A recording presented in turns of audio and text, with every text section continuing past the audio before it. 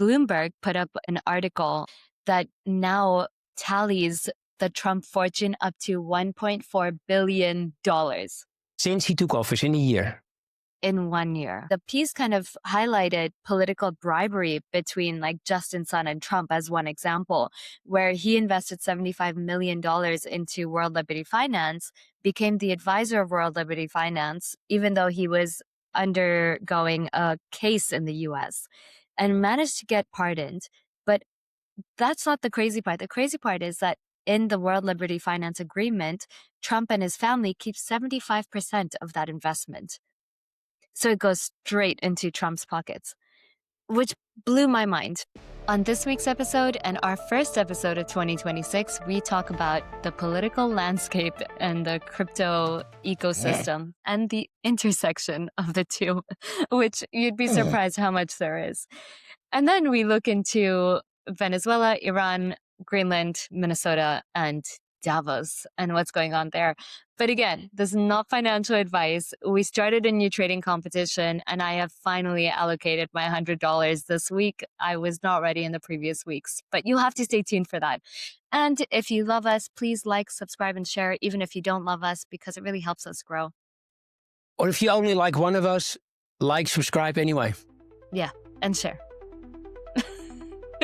Well, welcome to the NFA Podcast, your weekly podcast where we give you all the news and market insights on all the emerging technologies that you could use to not make any financial decisions. If you're new here, welcome to the NFA Podcast. We are your hosts, Nish and Frackers. That's what NFA stands for. Also stands for not financial advice. But yeah, let's dive in. Where do we start? There's so much going on. I saw something really interesting yesterday on Twitter that the last time Greenland sold an island, it happened to be Jeffrey Epstein's island. Check it out. No. I swear. I'm like, great. Oh my God. Yeah. Well, that thing is gone. So we should talk about the news. The big news, of course, in my world. So there's like the geopolitical news, which is clearly about Greenland. It is interesting that, for me at least, to see that all this now plays out in this small mountain town, in Switzerland. I just find it amazing that everybody goes there. Trump goes there. I just find it peculiar. It's probably good if they meet each other face to face. It's always better if you meet each other face to face. Did you see the text messages that Trump put up on Twitter between him and a couple other people, the Nato leader and President Macron in France? So. Yeah, the NATO leader always, since I know him, he used to be the Prime Minister of the Netherlands. And I think he's a very nice man, as an individual person. As a politician, Slick Rick. I mean, his name in Holland was like Teflon Mark. Nothing sticks to him. He had like 4 administrations full and nothing stuck. And the amazing thing is he's like a duck that shakes it off. I think if there was anyone that can finagle some kind of truce between Europe and US, it would be him. His name is Mark Rutte, and he's just in Holland there's a word for someone like him. It's called little oil man. Like he puts oil between, he greases. Dutch got all these great expressions for like horrible things. But yeah, I'm amazed the markets haven't crashed more. Same. I just don't understand. Same. But, we talk about this often, that the macro setup for crypto is so positive. And to be honest, in 2018, if you remember that bear market, everything was down like 70% minimum. Yeah. So can you compare? Can you say that we're in a bear market? Can you say that the markets are not performing? I guess in comparison, no. In current situations, yeah, okay. Right now, it went from 125 all-time high to we're now at 89, somewhere around this. That's not even comparable, right? It's not, for us, having been in crypto for a while, it's not that bad. It's just new people are going, oh my God. 2021 was no different. Elon Musk, when he was on, I forgot what show, but he was talking about Dogecoin. Everyone, everything rallied. Bitcoin hit 69. He was on SNL. That was it, yeah. And Bitcoin had hit, 69,000 or just under 70. Yeah. But it crashed down to almost 8,000. I know. So So for crypto, for you and me, I guess our conclusion would be not that bad, right? Mm-hmm. But for the stock markets, I thought it would be horrible because in the stock markets, especially the ones with really high PE ratios like Nvidia or Palantir, they haven't really been hit as hard as I thought. Yeah. I did lose on Nvidia. So it's a little bit underwater compared to January 1st. The interesting thing is that since then, Venezuela happened, which feels like last year. This was 2 days before he got Maduro. That was January 3rd. And then Iran happened, still happening, unclear. And then the Greenland thing. And we're now we're 3 weeks in. Yeah. And my And then the portfolio tariff is still up. changes and the Clarity Act changes. I mean, there's so much going on. Should we dive into the news? Yeah, what news do you have? I have so much going on. So a lot of it is kind of between the political lines of crypto and US politics specifically. I found this really interesting, but you remember, I think it was about 6 months ago, I was talking about how Trump made 50 million from crypto. Yeah, I don't know if you because remember. of but was it because of his own coin, the Trump coin, or was it because the family It's everything. business? Oh. Melania token, Trump cards, everything. That's Melania's money. Don't you count Melania's money to Donald's money? The Trump family fortune, right? And now get this, Bloomberg put up an article like yesterday, 18 hours ago, that now tallies the Trump fortune up to $1.4 billion. Yeah, since he took office in a year. In 1 year. And, you know, the thing is that U.S. politics is heavily involved in regulation now, and we've seen that U.S. politics do affect the entire global market. But what I found interesting were the articles that were coming from this piece. You know, there was something that was covered on The Atlantic by this author, and her name is Anne Applebaum. And she was interviewing someone, and basically the piece kind of highlighted political bribery between like Justin Sun and Trump as one example, where he invested $75 million into World Liberty Finance, became the advisor of World Liberty Finance, even though he was undergoing a case in the US, and managed to get pardoned. But that's not the crazy part. The crazy part is that in the World Liberty Finance Agreement, Trump and his family keep 75% of that investment. So it goes straight into Trump's pockets, which blew my mind. Okay, no one's talking about it enough. Yeah. No, I thought it just went into World Liberty Finance. I didn't know that actually it stays with it. It goes straight through to the Trump family. It does, yeah, 75% of it. And this interview was so really basically interesting. What you're saying is they gave away 25%. Let's be real here. Yeah. To a company they own. The 25% is almost like hush hush money, you know, like let's keep it calm is going to this company. But in reality, like, come on, you know. What was crazy though is that the article also said that the crypto industry has contributed more than the entire oil and gas industry into US politics. Look at this, the size of the industry at scale. You're talking about crypto, which is what, around 3-point-something trillion maybe at this point? Tiny compared. How big is the oil and gas industry? No, it's much bigger, but the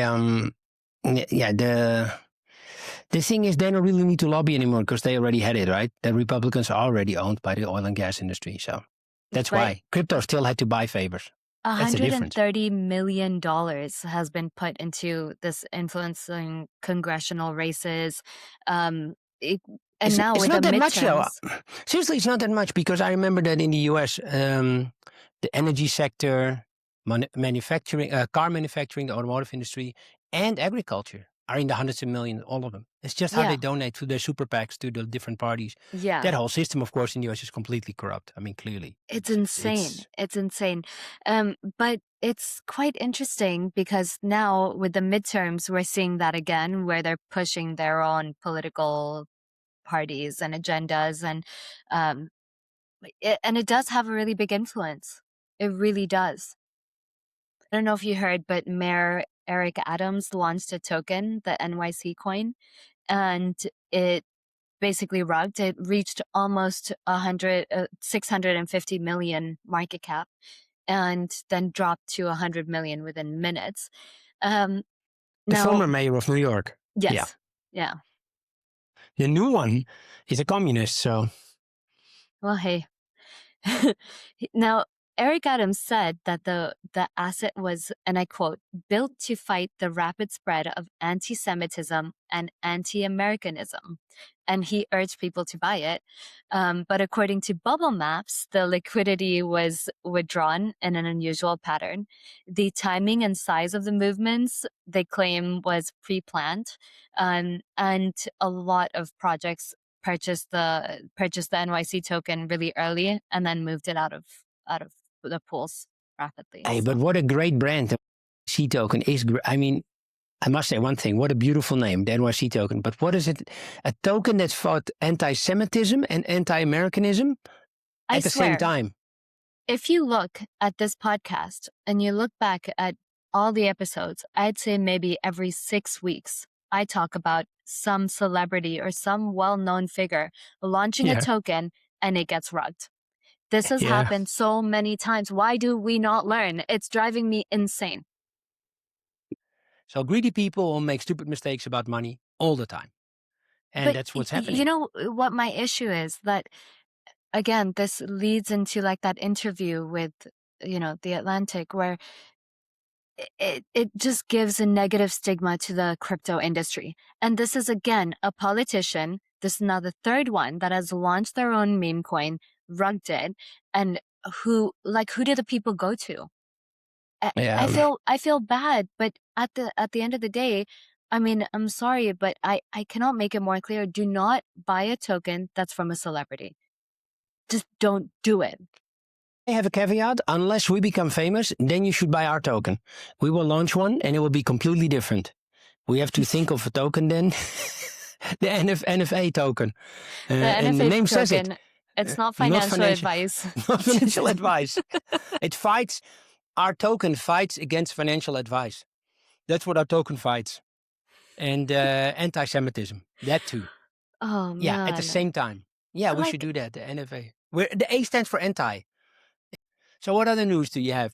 Binance says that they're going to wait and see before they re-enter the U.S. As you know, CZ was in prison for not complying with anti-money laundering laws and whatever else. And then all of a sudden Trump comes in and he's pardoned. And then Trump has invested in Binance. And, the whole game comes into play again. I believe that they're going to wait for the midterm elections and see how the Congress kind of moves forward. Also, the Clarity Act is kind of doing the same thing, where they're not really moving forward. And that kind of brings me to my next piece about how crypto now may not be as bullish on the Clarity Act. And basically because they want to prohibit lending from crypto institutions. From crypto, wait a second, say that again. What we knew about that, not lending from crypto institutions, that we as consumers couldn't borrow from them? Well, we can, and the lending and yield platforms in crypto, they offer higher APIs than APYs. Sorry, they offer higher APYs than traditional banks. So what your bank would give you between like 2 to 5%. Crypto is doing a minimum of 6% or 4% on like USDT. So the banks want to fight that, and they've now plugged that into the Clarity Act and the Genius Act and all these other acts that are coming out. So what do you think is going to happen next? Is that bad for the crypto market or sort of medium? No, I feel like it's good because it's more likely to pass if there are unfavorable aspects on both sides. It's just meets the middle ground a bit better. For the banks, obviously, America wants them to win. They sign bonds. It's just the U.S. banking system. At the same time, the crypto platforms that are offering yield, they're just going to move decentralized. I don't think that it's going to stop them. Yeah. I agree. It's a weird moment right now again, but everything has been weird, so just have to see what happens. But all right, that's a lot of news that you have. Or do you have more? I have one last thing where Dubai has now, they're banning the use of privacy tokens. For those that don't know, privacy tokens kind of hide the transaction history and the wallets and so on. And these are traditionally used by people that don't want their wallets tracked. So, for example, if we put out our NFA Podcast trading competition wallet, you guys can see every transaction that me and Michiel are doing. However, for the sake of it not being financial advice, we do not do that. Privacy tokens, they offer that obscurity that you have no idea what transactions are being done. So they've banned the use on exchanges just to comply with the AML laws internationally. Now, there are there specific examples of tokens like that? There are quite a few. There's Monero, I believe Dash. Litecoin claims to be a privacy token, but they have other aspects as well. They also claim to be digital silver. Yeah, and a couple other things. So. Okay, that's going to be interesting. Dubai is getting so active in the space. I'm not getting active, but it's really active in the space. But also sort of, I won't say reining back, but really careful. I mean, moving more careful than it used to, I think. Just the UAE in general. And then in the UAE, just for people that are not so familiar with it. So the UAE comprised of 7 different individual states, and they do have their different policies. Okay. So that was all on my end. What was yours? So my question is this. How do you think it will play out in Davos between Trump, Gavin Newsom is there, the governor of California. Did you see yesterday what he said? Gavin Newsom said he should have brought knee pads for the European leaders. The governor of California said he should have brought knee pads for the European leaders. No. And he thinks they should buy a spine. Yeah, I think he was going to use another word. How do you think this will play out with Trump there, Newsom there, and then all the European leaders? Plus the rest of the world leaders, by the way. Not to forget those. With Greenland. How do you think it's going to end up? First, short term in Davos, are you going to reach some kind of resolution? Or do you think it will be something that will play on for months? If not There years? will be a tweet saying, like teasing a resolution, but I feel like it's going to play out for months. That's my guess. Well, it took all the attention away with the Epstein files and any other domestic problems, right? Because economically in the US, and this is the real situation where we're at right now, there is no economic growth other than investments in AI and data centers. That's the worst part in the 1 year of Trump. There has not been any real economic growth. And it was also doing poorly under Biden, just to be clear. And on the other hand, the Europeans probably also need to know, like, hey, we need the US for security against Russia. And that's the one person that's laughing his ass off right now is Putin is just going, look at the West all fighting amongst themselves. Should we move on to the trading competition? I don't know why. Or the markets first? I don't know. Why should we? Is that really necessary? Is that really? You're winning. Well, the markets. So the markets, here's the interesting part. The NASDAQ is down for the year, 1.24%. And the S&P 500, only 2.06%. Hello? I don't get it. And in the crypto markets, we don't really have such an index. No. CoinMarketCap is trying to create one called the CoinMarketCap 20. On January 1st, 2026, at 0000, this CoinMarketCap 20 index DTF was trading at $183.70. $183.70. Right now, it's $186.32. It moved $3. Yeah, I should have percentage calculator that website open, but I know for sure that's not a lot. The entire crypto market cap for the last 30 days, which goes to the end of December, is down by 0.38%. It's nothing, huh? Isn't that nothing? Nothing. But it's better. Great, so nothing. Yeah, so nothing to discuss. Moving on, people. So, well, what is still very depressing, of course, is the fear and greed index is still in the red. It's on 32. Well, it's orange now. Oh, I should put my glasses on when I do a podcast, but I'm too vain. It's orange. Almost it's yellow. 32. Yeah. Then look at the other one. The altcoin index is still in. Oh, it's also in the yellow. Moving up in the world. It's at 26 out of 100. Mm-hmm. That's not bad. Seriously. It was 20. Last time we were recording, it was 20. So Yeah. well, Be worse. and the market cap, you're right, is now at 3.01 trillion. Mhm. And when we taped last time, it was 2.9 trillion. So, oh There my you God, go. it's nothing, huh? This percentage-wise, Yeah. it's minimal. Then the trading competition is no fun about this. Let me Well, see. What do you have? I Well, did not explain. move my $100 until this morning. Why? I'm You're so not happy taking I the shit. didn't. I'm so happy that I didn't. Yeah. Well, basically, you're allowed to, not play by just staying liquid. Well, Could be. so I have now allocated $30 into Solana, Bitcoin, Ethereum each, and put $10 into Tracer. Yeah, you followed Again, me. It was easy. You this could is have not seen me. financial That's why I did advice. it. Not Oh, financial advice.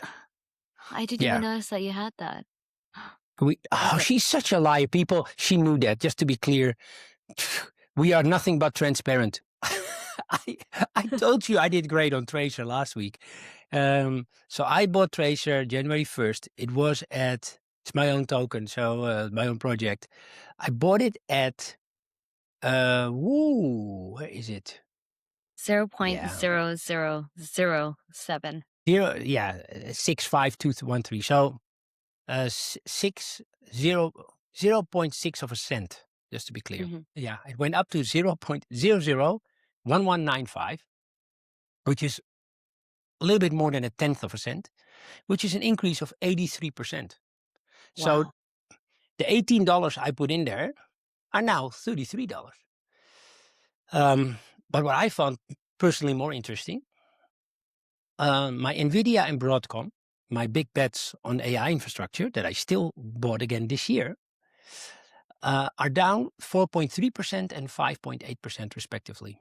So if you look at it, my Dutch champs, Europe's most valuable company, very few people know this, Europe's most valuable company, ASML from the Netherlands, went up 14% in the meantime. It's the company that makes machines with which you can make chips. So it's the chip maker's chip maker, the comedian's comedian, whatever you want to call it. It's the source that is what everybody needs to make chips. And then for the rest, even the drop, look, Nish, Ethereum, it only went down 0.34% this year so far. I don't get it. I don't understand. I'm just like I'm reading the sports scores. I don't understand them, but I'm reading them. And Solana is actually up 3%. So all in all, not that bad, huh? No? I'm up. Oh, You wait, did great. let me see. I'm up 16.7% for the year, which is not bad in 3 weeks. If I can keep going like this every 3 weeks, I don't think that's going to happen, to be clear. But even if I would have this for the year, I would be completely happy with the return on investment of 17%, obviously. Yeah. But it's a very crypto-heavy mix. Yeah, It but is. people in Yeah. crypto. I was going to say But that because your top four also match my top four. Well, not really top, but my four. That I've invested in Solana, Bitcoin, Ethereum, and Tracer. And the Solana, you might see me play around with Pump Fund, and who knows where that's gonna go. But my Bitcoin and Ether, I decided to invest in those because I feel like Ethereum is definitely undervalued right now. It's one of those tokens where I genuinely feel like they're building so much behind the scenes that when the entire crypto ecosystem gets wind of it, I feel like it's gonna bring in more investors. But again, this is not financial advice. So just to give people some clarity behind, I will share the link to the sheet. It's a public sheet where you can see what we've bought. Nothing that so I've spread out over like 10 different assets, but 55% of my portfolio is in crypto. The rest is in stocks, and nothing is more than $18 out of 100. So 18% is the maximum allocation, which is very high risk in one asset class. Just to be clear, I don't recommend this to people, but I'm doing it because I think in the long run, and this is how crypto has worked, just like in traditional tech. There are a few winners in each category, and they take most of the profits and most of the value increase. Think of the number one in like Booking. It's Booking.com and Airbnb, the 1 and 2. And they are combined worth 250 billion. Look at the number one in streaming. It's 10 times bigger than the number two in Netflix. And it's the same thing with, search, with Google, the same thing with Nvidia. So you got Nvidia and Broadcom, and the rest I don't look at. So this is how I look at crypto as well. So in each category within crypto, I will look for the number one or two or three. And that's my approach. And this is why I probably will never have more than 10 to 20 different assets, because I just don't understand more than those classes. I always tell people whenever they ask how to enter crypto, I tell them to download CoinMarketCap or CoinGecko and look at the top 10 tokens and really just stick to those, because when it comes to the entire crypto space, those are a lot less volatile than, the altcoins. Again, the token price has nothing to do with what I think of the value of the project, just exactly what the value is right now. Yeah. And that's generally how it goes in the crypto system, though. In the landscape, you will see these gems that just their token doesn't really match up to what they're building. Yeah, exactly. All right. So I think we're there for the week. And then next week, we'll see how everything is done there. We'll see if you and I have to battle each other and we get drafted for the army. To fight US against Europe. I am a woman, and so I generally will not get drafted. But I do wish you best of luck.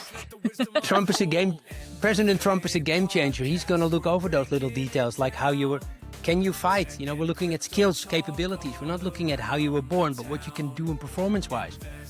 At least that's what I'm pleading for. So well, I'm too old. On that note, we will see you next week. Thanks for tuning in to the NFA Podcast. Oh, wait, we need to say, please like, subscribe, and share this podcast, because it's the only way that we grow. And YouTube loves when people say that in their algorithm.